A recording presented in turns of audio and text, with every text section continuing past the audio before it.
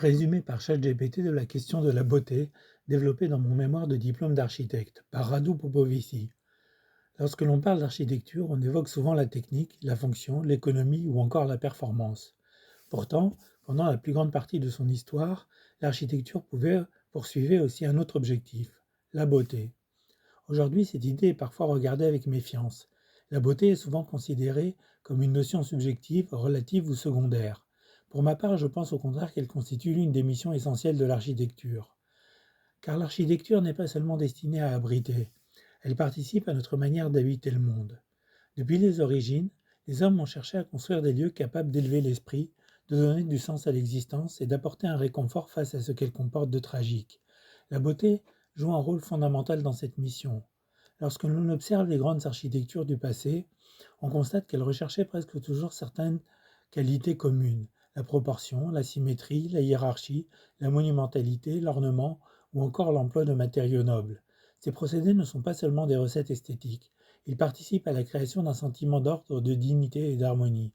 La beauté alors apparaît comme une manifestation visible d'un ordre plus profond. Je ne crois pas que cette démarche soit le fruit du hasard.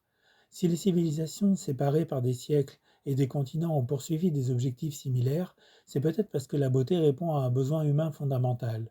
Elle nous rappelle que le monde n'est pas uniquement composé de matière, de calcul et d'utilité. Elle ouvre une fenêtre vers quelque chose qui dépasse les nécessités immédiates de la vie quotidienne. Dans mon mémoire, je défends l'idée que l'architecture possède une fonction existentielle. Elle aide l'homme à donner une signification à son existence. Dans cette perspective, la beauté n'est pas un luxe, elle est une nécessité. Elle contribue à rendre le monde habitable pour l'esprit humain. L'une de mes inquiétudes concerne précisément la place de la beauté dans l'architecture contemporaine. Au cours du XXe siècle, l'essor de la technologie, du fonctionnalisme et d'une certaine forme de matérialisme a progressivement relégué la question de la beauté au second plan.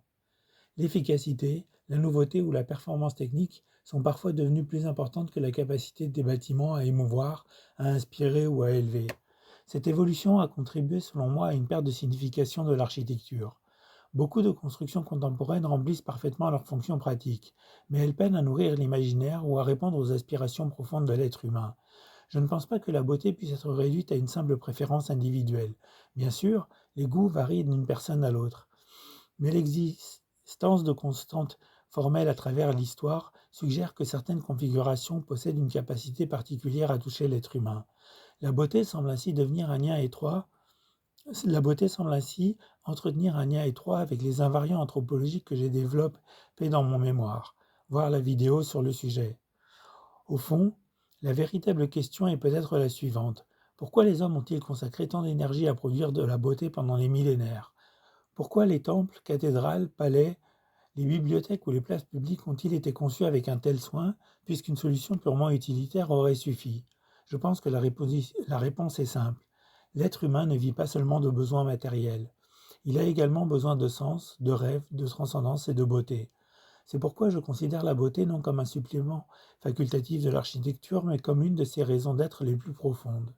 Car au-delà de la fonction, au-delà de la technique et au-delà de l'économie, l'architecture demeure avant tout un art destiné à rendre l'existence humaine plus digne, plus signifiante et plus habitable.